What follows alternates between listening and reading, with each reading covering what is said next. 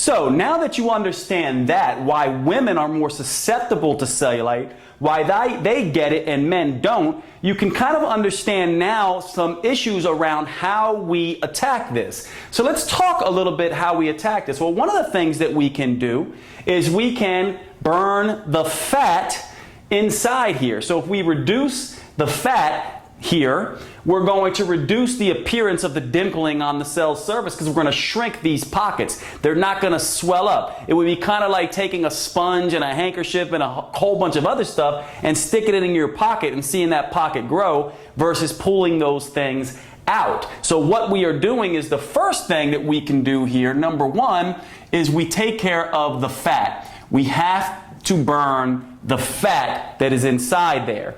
Now, the other thing that we can begin to do is we can begin to strengthen these collagen fibers and remodel them to some degree, okay? So you might say, Jade, what does that mean? Well, and this is what I'm getting ready to tell you is a bit controversial. And so it does not, we don't have all the information yet on how this works, but some of the newfangled machines that we're going to talk about a little later at the spas and things like that do this. And one of the things that they do is they interrupt and sort of disturb the collagen fiber a bit, causing it to theoretically grow back stronger and or change its structure a little bit to perhaps maybe something that looks a bit more like this. And that's called collagen remodeling. And so obviously you're never going to be looking like a man's does, but maybe instead of this structure, your collagen has some other collagen sort of breaking off like this and shrinking those pockets down a little bit so that you get less puckering and dimpling. And so the next thing that we're going to do is we're going to do whatever we can to try to deal with these collagen fibers, okay? So the next issue after fat is to deal with the fibers. Now, the other interesting thing about women and their fat is that the fat cells of women in the lower body have about 9 times more alpha adrenergic receptors than they do beta adrenergic receptors. So you might say, Jade, what in the world is that big long word, alpha adrenergic receptor and beta adrenergic receptor? Well, just think about it this way. The beta receptors cause fat to be burned.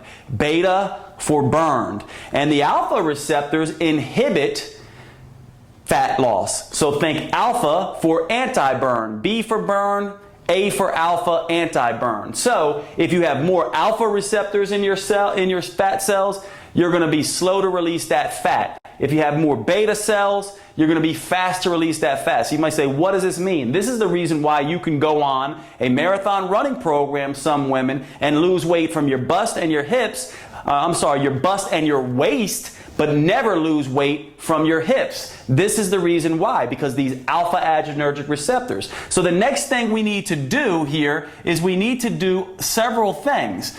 Well, we're going to take care of the fat burn by dealing with this alpha adrenergic and beta receptor thing, but also these receptors end up causing less blood flow to this area. If you have less blood flow, you get less fat burn. So the other thing we need to deal with here is flow.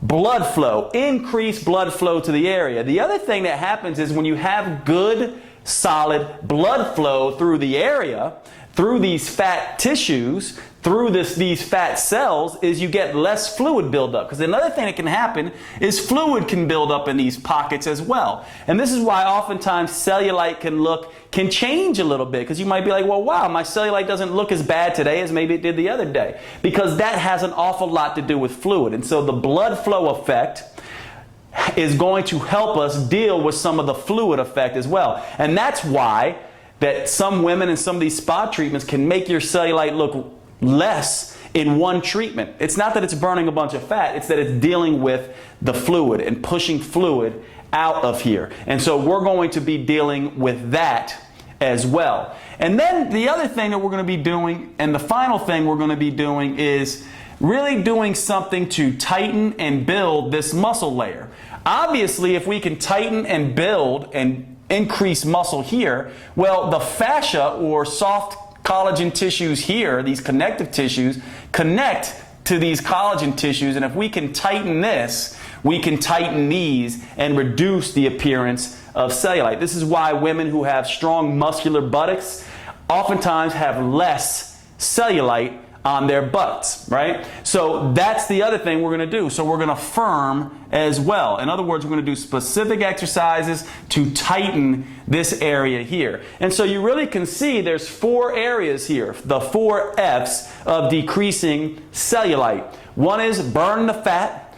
2 is remodel the fibers. 3 is increase blood flow. And 4 is firm up the underlying muscles.